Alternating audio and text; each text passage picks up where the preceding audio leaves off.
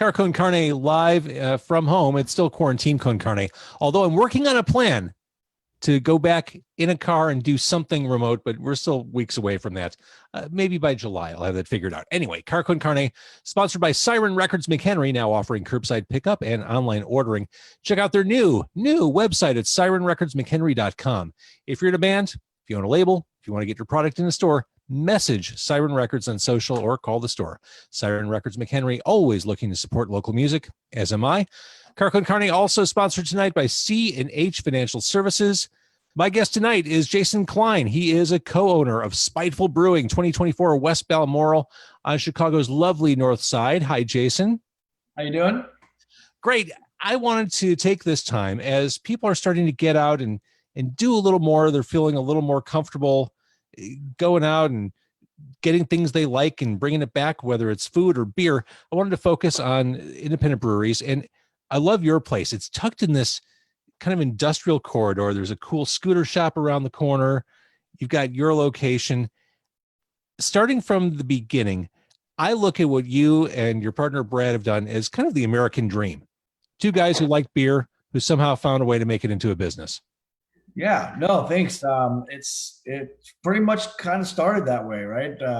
I've known Brad since we were kids. We met playing hockey actually on the pond in the northwest suburbs, and stayed friends throughout high school and college.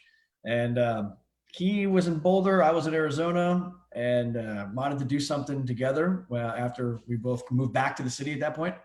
And he knew he was never going to be behind a desk, and I certainly couldn't wait to get away from a desk. So we looked at what we could do together, and actually originally wanted to open up a bar, and we quickly determined that wasn't a great option in Chicago. They actually had a few of them. We had no idea what we were doing on the management side of the bar, right? I've spent plenty of seat time on a bar stool, but that doesn't really translate to business. So we kind of shifted, and we were passionate about beer. Brad, being, at school at Boulder, introduced me to good beer, because I was, I'm a Chicago kid. I was drinking Miller Lite like most of us. But not, see, I've already made the switch now, so we're good. But the lager, that's a personal favorite. That's the gateway. That's the easy one. That's the crowd pleaser. Yeah, exactly. But also it's what we drink probably the most of at the brewery. So it's all encompassing. We figured out we had this passion for beer, and with craft beer kind of where it was, got almost 11 years ago when we started planning this.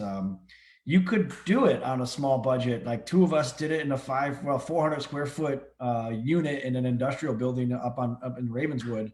And that was possible. And that's what we did. It was low risk. We did it ourselves, and we kind of built it out from there. And 8 years later, we do have our new-ish spot up in the Bowmanville neighborhood.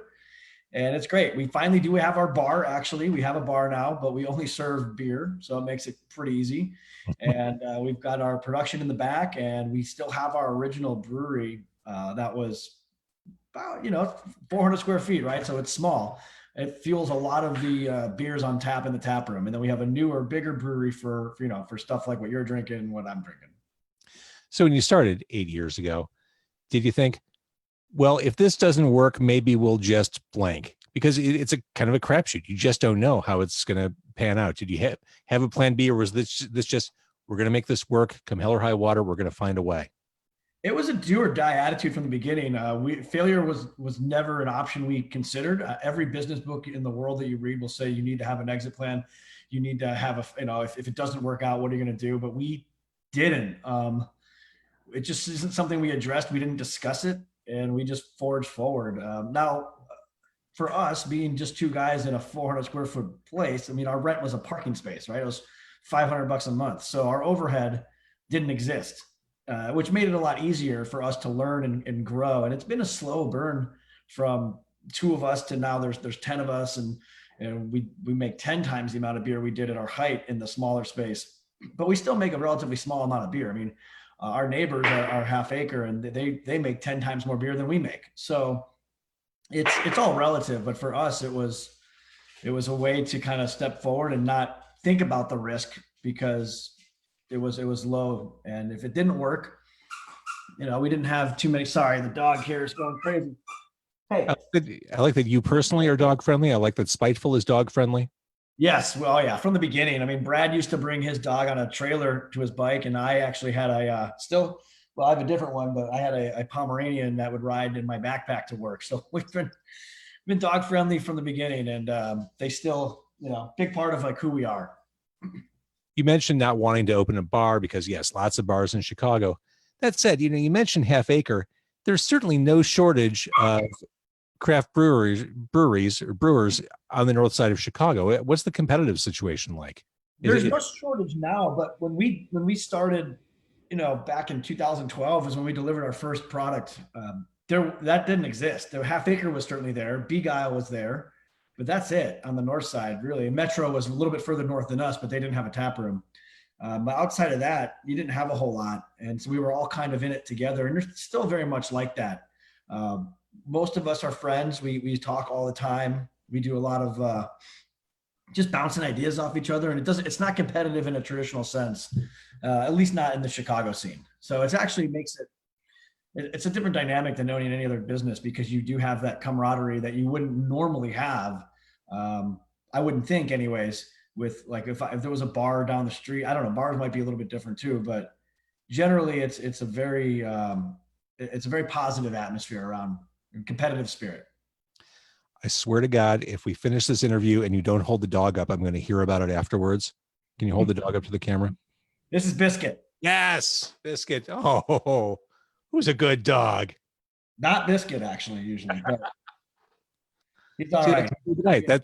That's worth the price of admission for everyone watching on Facebook. For Ryan, Christopher, Rodney, Mark, Eddie, Tracy, Phil, Timmy, Len, Gina, Stephanie, Giorgio. Thank you all for watching that.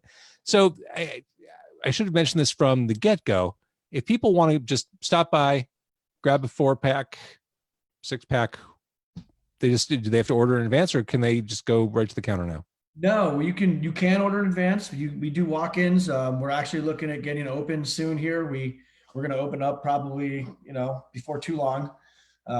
We can't open up at capacity, obviously, but we're going to be welcoming people back sooner than later, with some, the new phase 3 opening that our city has. It was a very busy weekend for folks, I think, and they're excited to get back, as long as we can do it safely and responsibly for not only our team, but the customers and everybody involved. Then once we get to that point, we'll be ready to rock and roll. And yeah, it's walk-ins. We're open noon to 8 every day right now. And yeah, any way you want to do it.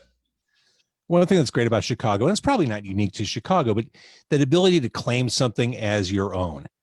Spiteful is in a neighborhood. I'm sure you have people who say, "Oh yeah, they're my ride or die brewery."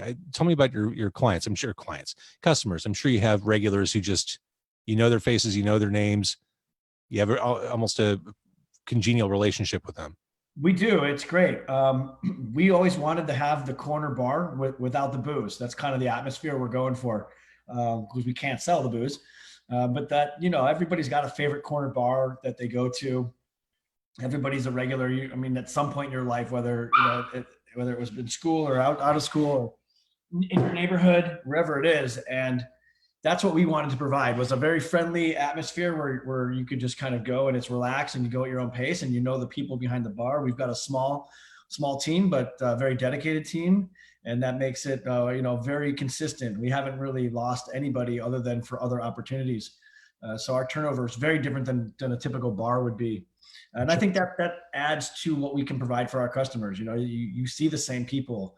Many people work the same shifts, the same days. So it's almost like a very big open family, which is kind of the way we wanted it. So I wanted to talk about some of your beers, and Brian Reinhardt, who just checked in, provided the segue. He says, "I need some goddamn pigeon porter," which is the most Chicago named beer and label on your entire roster. Absolutely. Yeah. That beer was one of the early ones from us. And Brad was a bike messenger when he moved back to the city. So that label was actually designed by one of his bike messaging friends. And she did a great job with that. And we've had a number of different messengers do different labels and other local artists. And that one, just with the skyline and the pigeons, and you don't even need to be a bike messenger to hate the pigeons downtown, right? They're a menace. So that's kind of where that name comes from. It's those goddamn pigeons are always in the way. So that's very much it's funny. We really wanted the brewery name to be Chicago. We have a notebook full of names, and actually, it's funny. Some of them are real breweries now that we didn't end up going with because it just didn't feel like us enough. And spiteful, that Brad and I are kind of spiteful people. Really, we're nice, but we tend to take it a little further than the next, and that really comes from our group of friends. We were all kind of ball breakers, so that was always kind of us. And the way we incorporate Chicago is more through our beer names and our labels and other things like that. So we are very Chicago, but it's kind of come out in its own way. See, I've been very polite. I'm trying not to cross you in any way, just because I fear the spitefulness. It can happen. It does happen, but in general, very nice guys. Let's talk about some of the beers. Past couple days, it is clearly summer. The sun is out, blue sky. It's been hot. What should we be drinking in weather like this? Is it Bleacher Bum Blonde? Bleacher Bum Blonde's a new beer for us. Actually, that one is that's a great summertime beer. It was supposed to coincide with baseball season, but that may not happen. But it's a really nice, approachable blonde ale with just enough peach in there to give it another depth of flavor, but without being like a very fruity beer. If that makes any sense. The number one beer for us in the summer is what you're drinking, the lager. That is by far the best selling beer in our tap room, pretty much year round, but especially in the summer. It's a nice 4.7% ABV, so you can have more than one. It's perfect for the backyard.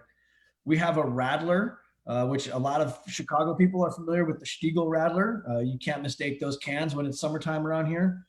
We made our own version of that. So we do it with tangerine. We make the tangerine soda in-house and blend it with the lager, actually. Awesome. And it's 2.7%, just like Stiegel's, and it's not sweet because we don't add any sugar to our soda, but that's a great summertime beer. And then what I'm actually having is what I've been having the most of. It's kind of a combination dad/summer beer because it's low ABV, but also refreshing. And it's our 4%, like kind of a light IPA. It's called Instigator.